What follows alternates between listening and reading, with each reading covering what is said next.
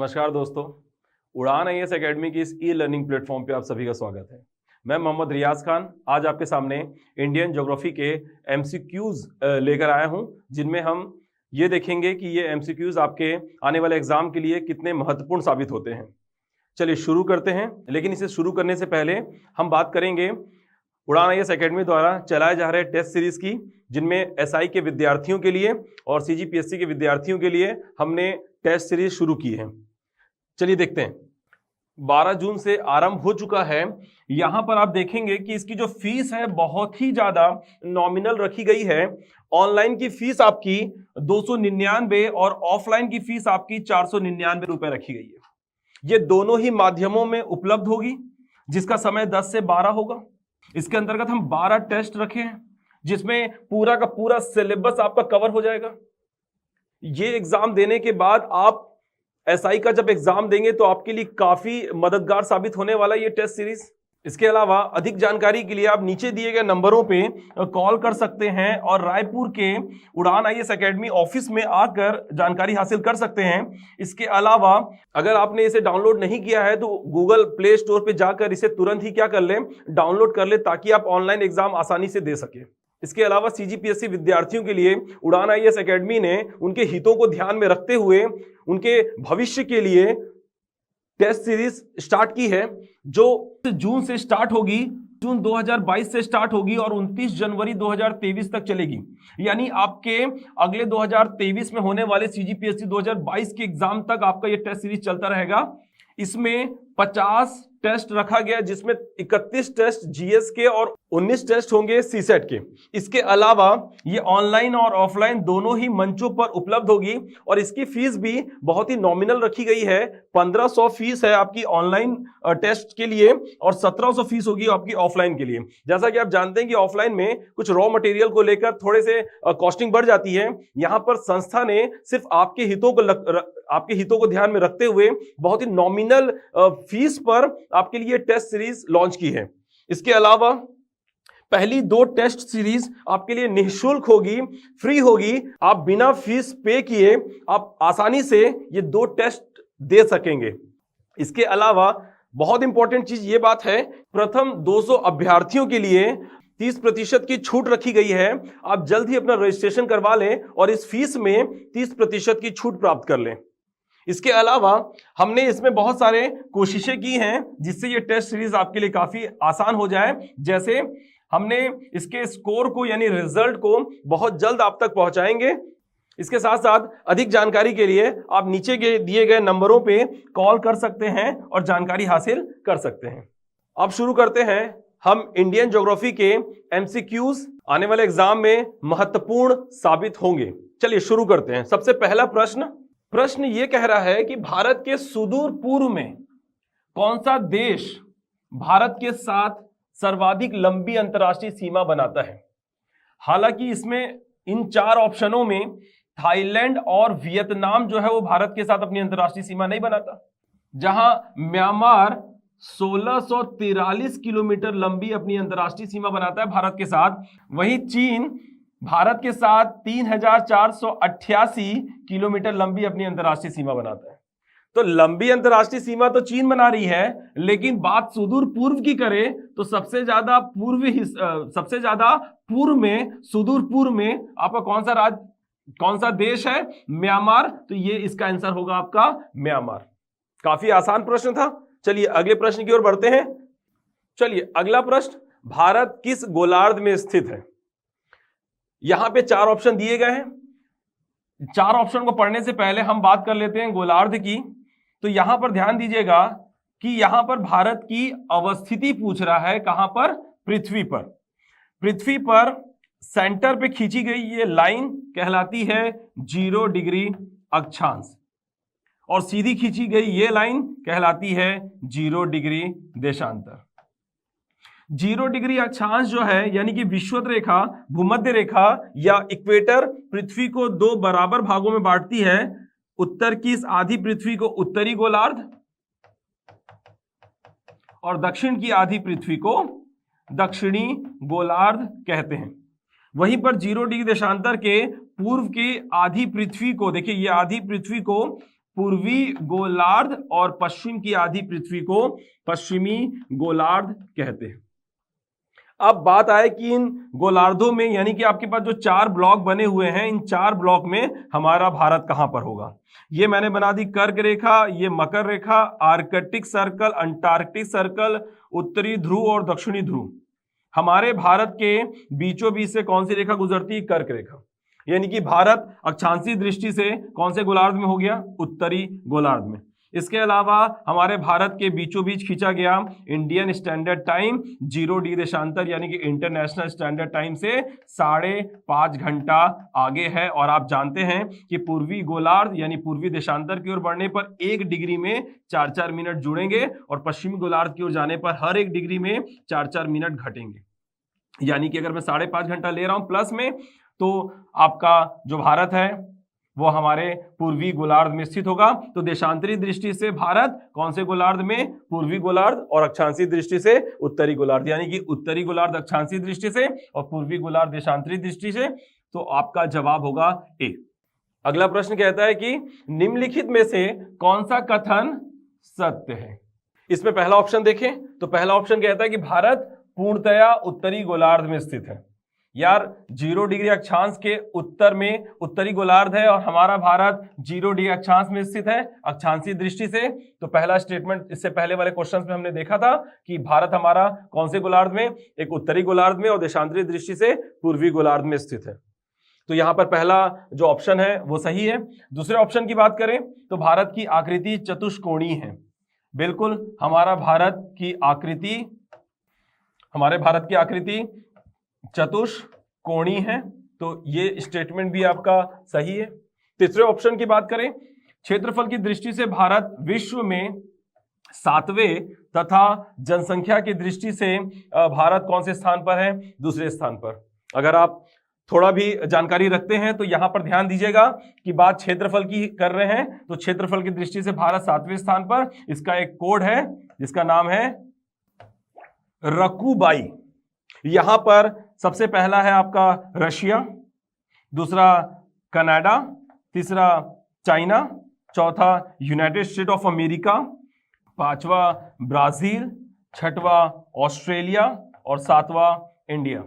तो इस कोड के आधार पे आप आसानी से समझ पाएंगे कि भारत क्षेत्रफल की दृष्टि से 7वें स्थान पर और जनसंख्या की दृष्टि से दूसरे स्थान पर, जहां पहला स्थान है आपका चाइना का। ठीक, तो ये स्टेटमेंट भी आपका क्या है? सही। और पूछ क्या रहा है कि भारत निम्नलिखित में से कौन सा कथन सत्य है? तो ये तीनों स्टेटमेंट सही है। तो जो चौथा जो ऑप्शन होगा उपयुक्त, तो सभी कथन सही है, तो ये आपका क्या हो गया? ऑप्शन नंबर डी, ये आपका सही जवाब होगा। चलिए अब अगला प्रश्न देखते हैं। अगला प्रश्न कहता है कि निम्नलिखित में से कौन सा कथन असत्य है। चलिए ठीक है, सबसे पहला ऑप्शन है भारत की दक्षिणी बिंदु पिग्मेलियन पॉइंट है। हाँ बिल्कुल, भारत का दक्षिणी बिंदु जो है वो पिग्मेलियन पॉइंट या इंदिरा पॉइंट कहलाता है। ठीक, तो ये स्टेटमेंट आपका सही है। दूसरा ऑप्शन क्या कह रहा है कि भारत की कुल समुद्री सीमा की लंबाई 7516.5 किलोमीटर है। बिल्कुल, समुद्री सीमा की लंबाई 7516.5 किलोमीटर है और वही अंतरराष्ट्रीय सीमा की लंबाई 15,200 किलोमीटर है।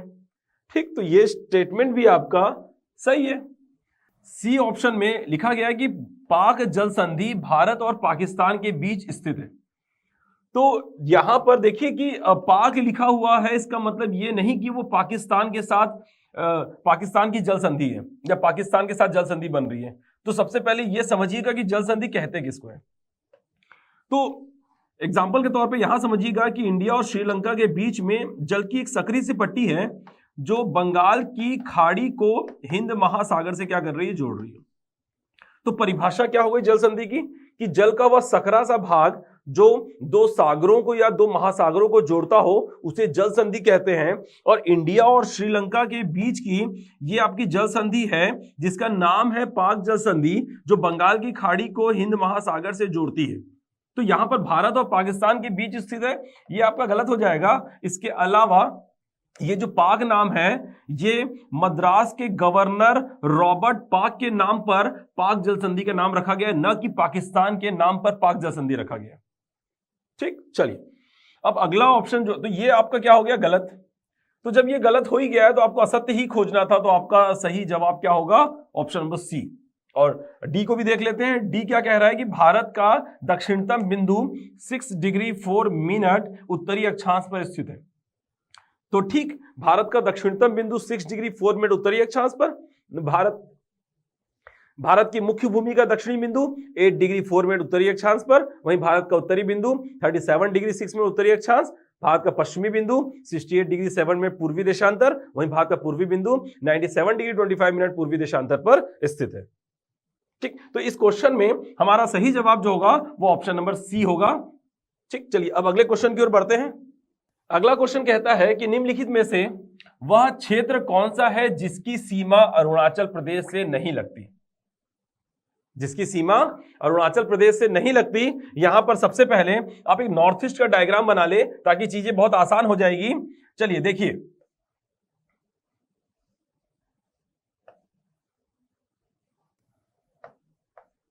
ये आपका अरुणाचल प्रदेश है, ये आपका असम है, ये मेघालय है, नागालैंड, मणिपुर, मिजोरम और ये हो गया आपका त्रिपुरा।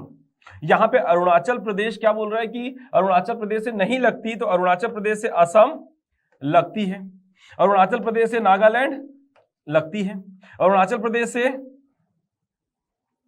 भूटान लगती है, ये हो गया भूटान, ये हो गया आपका सिक्किम। यहां पर जो मणिपुर है, ये मणिपुर जो है वो नहीं लगती अरुणाचल प्रदेश के साथ। इसका मतलब इसका सही जवाब क्या होगा? Option number D. तो ऐसे प्रश्न जिसमें यह पूछा जाए कि कौन से राज्य किसके साथ सीमा बनाते हैं, तो उसके लिए जरूरी है कि आप एक डायग्राम ड्रॉ कर ले ताकि स्पष्ट तौर पे आपको ये समझ में आ जाए कि कौन लग रही है और कौन सीमा नहीं बना रही है। चलिए आगे बढ़ते हैं अगले प्रश्न की ओर। अगला प्रश्न कहता है कि कौन सा राज्य उत्तर पूर्वी राज्य की 7 बहनों का भाग नहीं है? बात हो रही है उत्तर पूर्व के राज्यों की, यानी नॉर्थ ईस्ट के राज्यों की, और उसमें भी 7 सिस्टर्स का भाग नहीं है। तो पहले तो ये जान जाइए कि नॉर्थ ईस्ट में कितने राज्य होते हैं? 8 राज्य, जिनमें 7 राज्य जो है वो 7 सिस्टर्स कहलाते हैं, और एक राज्य जो है उसका नाम है सिक्किम, जो 7 सिस्टर्स में शामिल नहीं है लेकिन नॉर्थ ईस्ट के 8 राज्यों में शामिल है। चलिए, तो अब यहां पर समझिएगा कि क्या प्रश्न है आपका 7 बहनों का भाग नहीं है।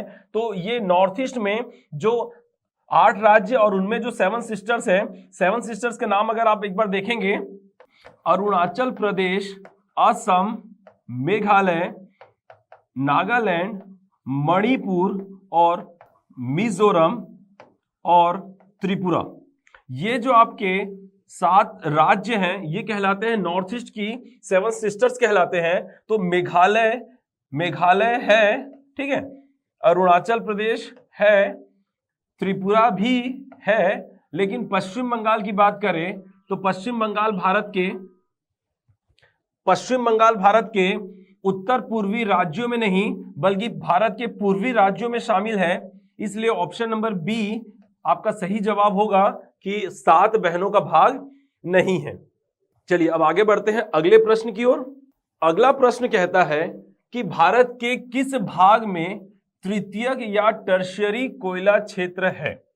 यहां पर समझे, पहले बात हो रही है कोयला क्षेत्र की। तो कोयला क्षेत्र जो है या कोयला जो है वो 2 चट्टानों में पाया जाता है। पहला है आपका गोंडवाना कोयला क्षेत्र, दूसरा है आपका टर्शियरी या तृतीयक चट्टान। यहां आप समझें कि गोंडवाना चट्टानों में 98% कोयला पाया जाता है, जबकि 2% कोयला जो है वो टर्शरी चट्टानों में पाया जाता है। और टर्शरी चट्टान जो है या टर्शरी जिसे हम कह रहे हैं, बेसिकली आप समझें कि जो चट्टाने हैं, इन चट्टानों को, भारत की चट्टानों को हम 4 भागों में बांटते हैं। पहला प्राथमिक, द्वितीयक, तृतीयक और चतुर्थी। तो प्राथमिक चट्टान में आर्कियन चट्टानें आती हैं। वहीं द्वितीयक चट्टानों की बात करें तो धारवाड़, कडप्पा, विंध्यन, गोंडवाना, दक्कन, ये 5 चट्टानें जो है वो द्वितीयक चट्टानों में आती हैं।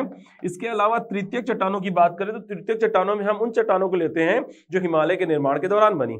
चतुर्थी चट्टानें वे चट्टानें होती हैं जिसमें भारत की सभी मैदानी संरचनाएं शामिल है, जैसा कि मध्यवर्ती मैदान, थार का मरुस्थल, तटीय मैदान और डेल्टाई क्षेत्र। यहां एक बात समझ लें कि कोयले की बात करें तो जो द्वितीय चट्टान है, द्वितीय चट्टानों में जो धारवाड़, कडप्पा, विंध्यन, गोंडवाना, तो जो गोंडवाना है वो उन द्वितीय चट्टानों के अंतर्गत गोंडवाना चट्टानों में, और ये हो गई आपकी तृतीयक चट्टान यानी टर्शरी चट्टान। ये दो चट्टानें हैं जिसमें कोयला पाया जाता है।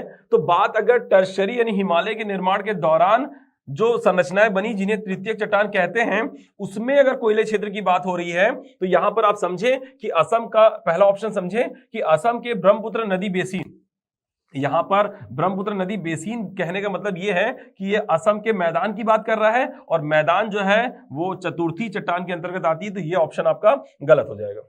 इसके अलावा झारखंड और पश्चिम बंगाल के दामोदर नदी घाटी क्षेत्र या दामोदर नदी बेसिन की अगर बात करें तो दामोदर नदी वाला जो क्षेत्र है वो आपका कौन से क्षेत्र में आएगा? गोंडवाना कोयला क्षेत्र में आएगा। क्यों?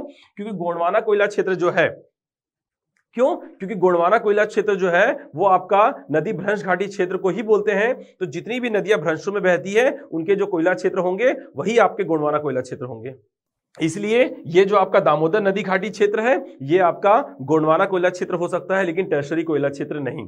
इसके अलावा अगर मैं डी ऑप्शन की बात करूं तो केरल के कार्डेमम पहाड़ी, तो भैया केरल का कार्डेमम पहाड़ी का तो कोई सवाल ही नहीं होता, ये हिमालय के निर्माण के दौरान नहीं बनी। तो यहां साफ साफ लिखा हुआ है कि हिमालय के पर्वतीय प्रदेशों में, और आप जानते हैं कि मैंने अभी कहा आपसे कि तृतीयक चट्टान या टर्शरी चट्टान में जो कोयला बने, और ये जो टर्शरी चट्टान है ये हिमालय के निर्माण के दौरान बने, तो ऑब्वियस सी बात है कि ये जो टर्शरी कोयला क्षेत्र होगा ये हिमालय के पर्वतीय प्रदेशों में ही पाए जाएंगे। जहां पर प्रमुख टर्शरी कोयले क्षेत्र की अगर हम बात करें तो जम्मू कश्मीर का कालकोट कोयला क्षेत्र, असम का माकुम कोयला क्षेत्र, वहीं पर अरुणाचल प्रदेश का नामचिक नामरूप कोयला क्षेत्र, वहीं मेघालय का गारो की पहाड़ी में डारांगिरी कोयला क्षेत्र और खासी की पहाड़ी में चेरापूंजी कोयला क्षेत्र प्रमुख है। चलिए अब हम बढ़ते हैं अपने अगले क्वेश्चन की ओर। हमारा अगला क्वेश्चन है, निम्नलिखित कथनों पर विचार करें, विंध्यन क्रम की चट्टानें ग्रेनाइट एवं नीस की बनी हैं।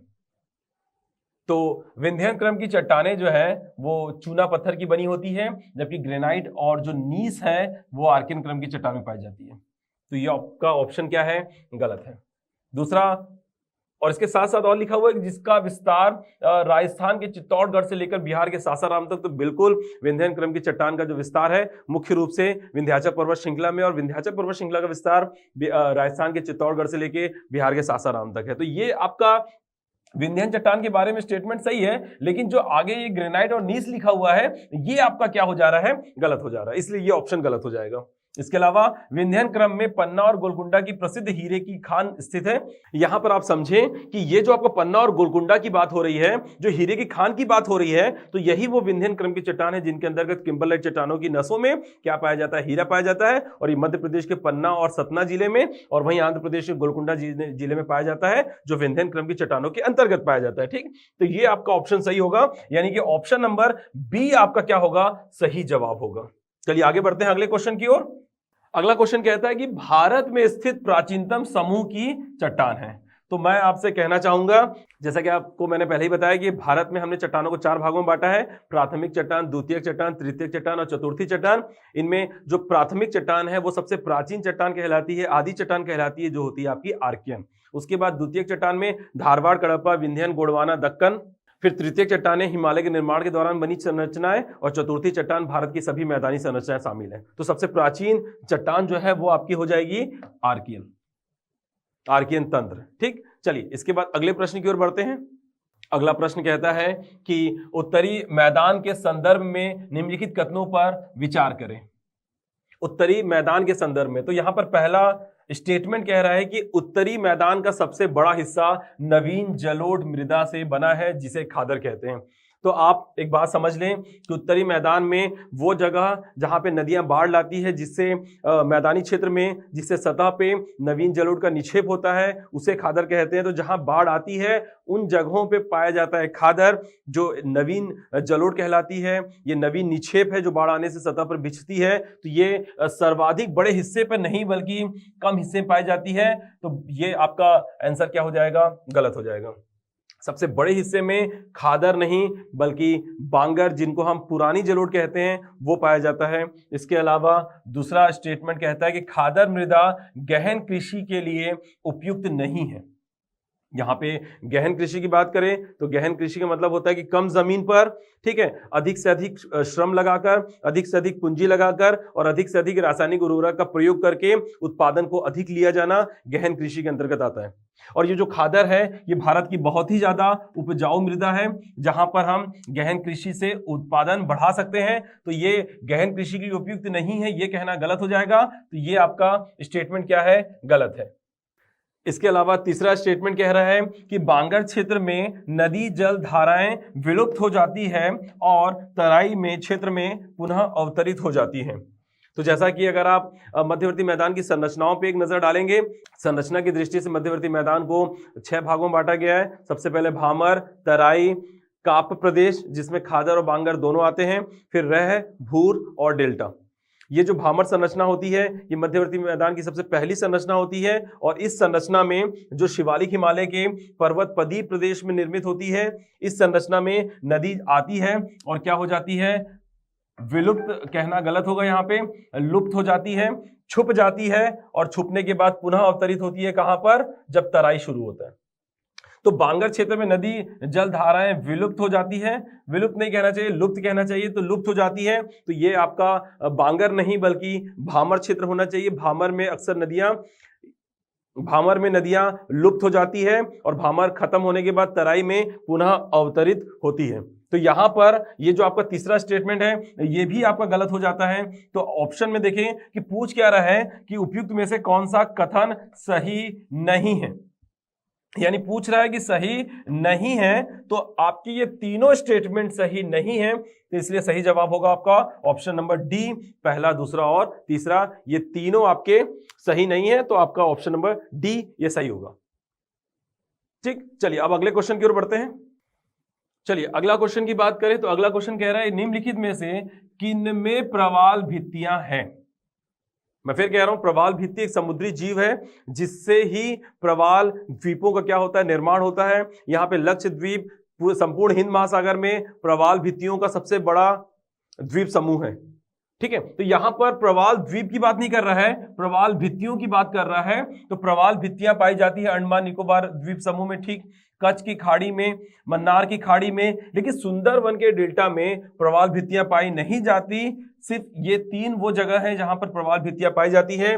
तो ऑप्शन में देखा जाए कि नीचे दिए गए कूट का प्रयोग कर सही उत्तर दीजिए। तो आपका पहला, दूसरा, तीसरा सही है, यानी कि ऑप्शन नंबर ए आपके लिए सही जवाब होगा। चलिए अब आगे बढ़ते हैं अगले क्वेश्चन की ओर।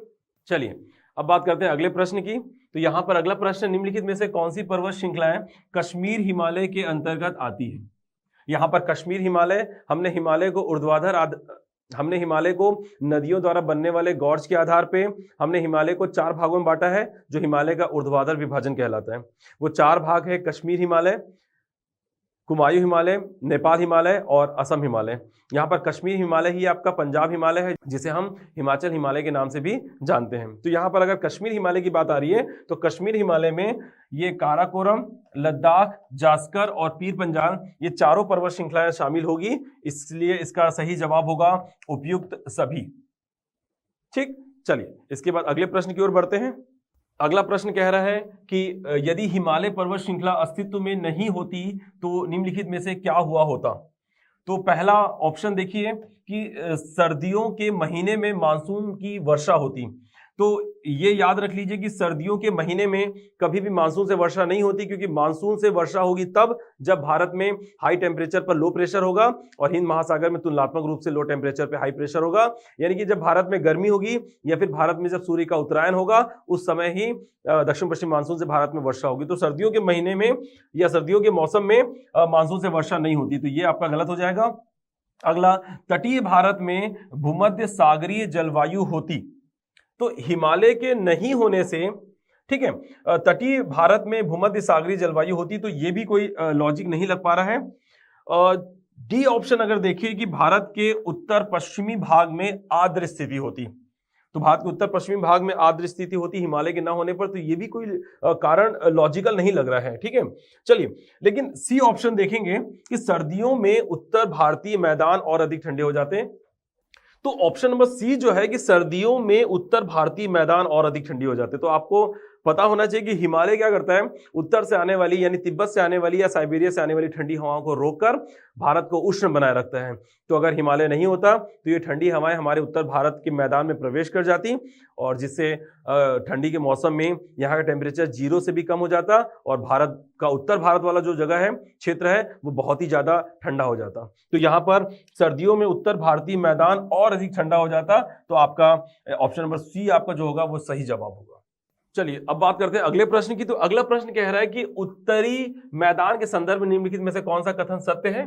पहला, उत्तरी मैदान का सबसे अधिक भाग पुरानी जलोढ़ मृदा से बना है। तो पुरानी जलोढ़ जिसे हम बांगर कहते हैं, सर्वाधिक भाग जो उत्तरी मैदान का है वो बांगर का है, ये कथन सही है। उत्तरी मैदान के बाढ़ वाले मैदानों के नए तथा युवा निक्षेप को खादर कहते हैं। ये प्रश्न भी पुराने पूछे गए प्रश्न जैसा ही है। तो ये कथन भी आपका क्या है, सही है। इसका मतलब पहला और दूसरा दोनों सही है, क्योंकि जहां पर नदियां बाढ़ लाती है वहां पर आपका क्या पाया जाएगा, खादर पाया जाएगा। जहां पे नदी बाढ़ नहीं लाती वहां पर पुरानी जलोढ़ यानी बांगर पाया जाता है। तो आपका ऑप्शन नंबर सी ये आपका सही जवाब होगा। अब बात करते हैं अगले प्रश्न की। तो अगला प्रश्न कहता है कि नीचे दिए गए कथनों पर विचार कीजिए। पहला स्टेटमेंट है कि हिमालय पर्वत श्रृंखला का विस्तार पश्चिम से पूर्व दिशा में सतलुज नदी से लेकर ब्रह्मपुत्र नदी तक है।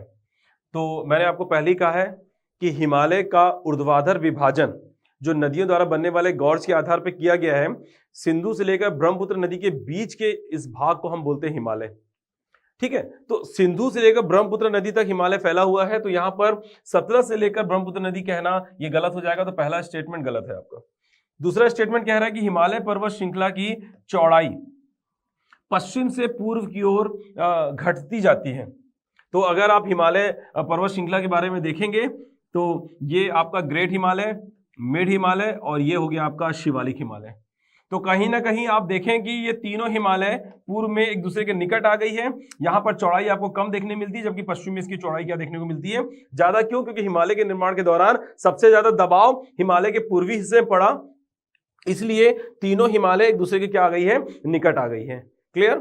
तो ये स्टेटमेंट भी सही है कि चौड़ाई जो है वो पूर्व की ओर क्या होती जाती है, घटती जाती है। ठीक। अगला स्टेटमेंट कहता है कि हिमालय पर्वत श्रृंखला के पश्चिमी भाग की ऊंचाई में पूर्वी भाग की अपेक्षा अधिक विविधता पाई जाती है। तो पश्चिमी भाग की ऊंचाई में अधिक विविधता, यानी कि एक पर्वत अगर अधिक ऊंचा है तो दूसरा पर्वत कम ऊंचा, फिर और अधिक ऊंचा, कम ऊंचा, इस प्रकार की विविधता पश्चिमी भाग में पाई जाती है, जबकि ये गलत है। पश्चिमी हिमालय में मैक्सिमम पर्वतों की ऊंचाई लगभग एक जैसी है, जबकि पूर्वी हिमालय की बात करें तो पूर्वी हिमालय में जहां माउंट एवरेस्ट, कंचनजंगा की ऊंचाई बहुत अधिक है, इसके अलावा बहुत सारे ऐसे और अरुणाचल प्रदेश में पर्वत है जिनकी ऊंचाई बहुत ही ज्यादा क्या है, कम है, जिनकी ऊंचाई बहुत ही ज्यादा क्या है, कम है। तो ये जो विविधता पर्वतों की जो देखने मिल रही है वो पश्चिमी हिमालय में नहीं बल्कि पूर्वी हिमालय में देखने को मिल रही है। इसलिए पश्चिमी ये जो आपका स्टेटमेंट है ये आपका क्या हो जाएगा, गलत हो जाएगा। इसके बाद पूछा क्या जा रहा है, उपयुक्त कथनों में से कौन सा कथन असत्य है। पूछा यह जा रहा है कि कौन सा कथन असत्य है। तो यहां पर पहला और तीसरा ये कथन असत्य है, तो पहला और तीसरा ऑप्शन नंबर सी ये जवाब सही होगा। आगे बढ़ते हैं अगले प्रश्न की ओर। अगला प्रश्न कहता है चेरापूंजी स्थित है। चेरापूंजी एक कोयला क्षेत्र भी है, इसके अलावा चेरापूंजी में सबसे ज्यादा वर्षा भी होती है।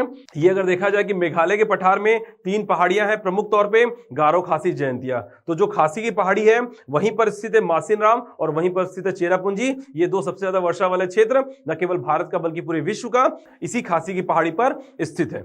यानी कि इसका सही जवाब होगा ऑप्शन नंबर सी, खासी की पहाड़ी। चलिए अब आगे बढ़ते हैं अगले प्रश्न की ओर। चलिए अब हम बात करते हैं अगले प्रश्न की। ये अगला प्रश्न कहता है कि कोड़ाई कनाल किस पहाड़ी में स्थित है। ये आपका अन्नामलाई, नीलगिरी, पालिनी और अमरकंटक। तो यहां पर आप समझें कि पूर्वी घाट की 2 शाखाएं, जिनमें से एक पालिनी की पहाड़ी है और दूसरी है आपकी वरुषनाथ की पहाड़ी। ये जो पूर्वी घाट है ये जब पश्चिमी घाट में मिलती है तो इनसे एक पहाड़ी बनती है, नाम है नीलगिरी की पहाड़ी। ये नीलगिरी की पहाड़ी के दक्षिण में अन्नामलाई की पहाड़ी है, इनको अलग करता है पालघाट दर्रा। ये जो अन्नामलाई की पहाड़ी है इसमें पूर्वी घाट की 2 शाखाएं आकर मिलती है, एक का नाम है पालिनी और दूसरे का नाम है वरुषनाथ की पहाड़ी। ये पालिनी की पहाड़ी सबसे ऊंची चोटी का नाम है कोड़ाई कनाल, 2133 मीटर की ऊंचाई के साथ ये पूरे पश्चिमी घाट की तीसरी सबसे ऊंची चोटी है, जबकि अनाईमुड़ी 2695 मीटर के साथ पहली, दोदा बेटा 2636 मीटर के साथ दूसरी सबसे ऊंची चोटी है, और ये जो आपका कोड़ाई कनाल है ये पालेनी की पहाड़ी पर स्थित है और पश्चिमी घाट की तीसरी सबसे ऊंची चोटी है। तो इसका सही जवाब होगा ऑप्शन नंबर सी। अब बात करते हैं अगले प्रश्न की। तो अगला प्रश्न है, हिमालय पर्वत एक मुख्य प्रकार है ज्वालामुखी पर्वत का, वलित पर्वत का, ब्लॉक पर्वत का और अवशिष्ट पर्वत का। यहां पर आप समझें कि ज्वालामुखी पर्वत ज्वालामुखी क्रियाओं से बनती है, लावा से बनती है। तो यहां पर हिमालय में लावा का ऐसा कोई प्रमाण नहीं है, ठीक है। लावा बनी जरूर थी हिमालय के निर्माण के दौरान, लेकिन वो बाहर नहीं निकल पाई। वहीं वलित पर्वत की बात करें तो वलित मतलब फोल्डेड माउंटेन, वलन की क्रियाओं से जिन पर्वतों का निर्माण होता है उन्हें हम वलित पर्वत कहते हैं। ब्लॉक पर्वत, चट्टान अगर पृथ्वी के आंतरिक बल की वजह से कोई चट्टान का एक टुकड़ा अगर ऊपर की तरफ उठ जाए या चट्टान का कोई दो हिस्सा अगल बगल धंस जाए और बीच वाला हिस्सा उभरा हुआ नजर आए तो ऐसे पर्वतें ब्लॉक माउंटेन कहलाते हैं। इसके अलावा अवशिष्ट पर्वत की बात करें तो अवशिष्ट पर्वत का मतलब जिन पर्वतों में या जो पर्वतें बहुत ही ज्यादा प्राचीन होती है, अत्यधिक प्राचीन होने के कारण उसका अपरदन भी सर्वाधिक हुआ होता है, तो उसका बचा हुआ शेष पर्वत अवशिष्ट पर्वत कहलाता है। तो हिमालय एक नवीन वलित पर्वत है, ठीक है। नवीन पर्वत होने की वजह से उसका अपरदन सर्वाधिक कैसे हो सकता है? प्राचीन पर्वतों का अपरदन सर्वाधिक होता है, इसलिए यह अवशिष्ट नहीं। बात अगर वलित की करें तो हिमालय एक नवीन युवा वलित पर्वत है। वलित पर्वत है फोल्डेड माउंटेन है, क्योंकि इसका निर्माण टेथिस सागर में वलन की क्रियाओं से हिमालय का निर्माण हुआ, ठीक। तो ये एक आपका क्या है, एक वलित पर्वत कहलाएगा। क्लियर? चलिए, तो ऑप्शन नंबर बी आपका क्या होगा, सही जवाब होगा। अगले प्रश्न की बात करते हैं। तो अगला प्रश्न यहाँ पे नंदा देवी चोटी है असम हिमालय का भाग, कुमायूं, नेपाल और पंजाब हिमालय। जैसा कि हमने बात किया है कि हिमालय के ऊर्ध्वाधर विभाजन में हमने हिमालय को 4 भागों में बांटा है। पहला है आपका पंजाब हिमालय, कुमायूं हिमालय, नेपाल हिमालय और असम हिमालय। सबसे पहले यह जान लीजिए कि नंदा देवी स्थित है आपका उत्तराखंड में, और उत्तराखंड में कौन सा हिमालय है, कुमायूं हिमालय। तो ऑब्वियस सी बात है कि नंदा देवी उत्तराखंड में, उत्तराखंड के हिमालय को हम कुमायूं हिमालय कहते हैं। तो ऑप्शन नंबर बी आपका ये सही जवाब होगा। चलिए, अब बात करते हैं अगले प्रश्न की। चलिए, अब हम बात करते हैं अगले प्रश्न की, जो सबसे आखिरी प्रश्न है। इसमें पूछा यह जा रहा है कि पश्चिमी घाट क्या है, एक अवशिष्ट पर्वत, एक मोरदार पर्वत, स्कंद पर्वत या फिर ज्वालामुखी पर्वत। तो अवशिष्ट पर्वत तो हो नहीं सकता, क्योंकि अवशिष्ट पर्वत हम उन पर्वतों कहते हैं जिनका अपरदन सर्वाधिक हुआ है और उसका शेष हिस्सा बचा हुआ है, तो ये अवशिष्ट पर्वत नहीं है। मोरदार पर्वत, इसका निर्माण कोई वलन की क्रियाओं से नहीं हुआ है, इसलिए यह आपका एक वलित पर्वत या मोरदार पर्वत यानी फोल्डेड माउंटेन नहीं है। ज्वालामुखी पर्वत की बात करें तो ये भी नहीं है। क्यों? क्योंकि इसका निर्माण कोई ज्वालामुखी क्रियाओं से भी नहीं हुआ है। तो ऑप्शन नंबर सी आपका सही जवाब होगा, स्कंद पर्वत। इस स्कंद पर्वत को हम कहते हैं भ्रंश कगार, यानी भ्रंश का किनारा। इसका मतलब यह है कि अगर कोई चट्टान हमें पर्वत जैसी नजर आ रही हो, टूटने की वजह से कोई चट्टान अगर टूट गई हो और हमें पर्वत जैसी नजर आ रही है, तो ऐसी पर्वतें जो भ्रंश के किनारों पर होती हैं उन्हें हम क्या कहते हैं, भ्रंश कगार कहते हैं।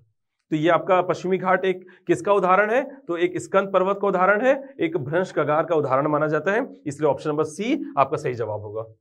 आशा करता हूं कि आपको ये वीडियो पसंद आए। धन्यवाद, टेक केयर।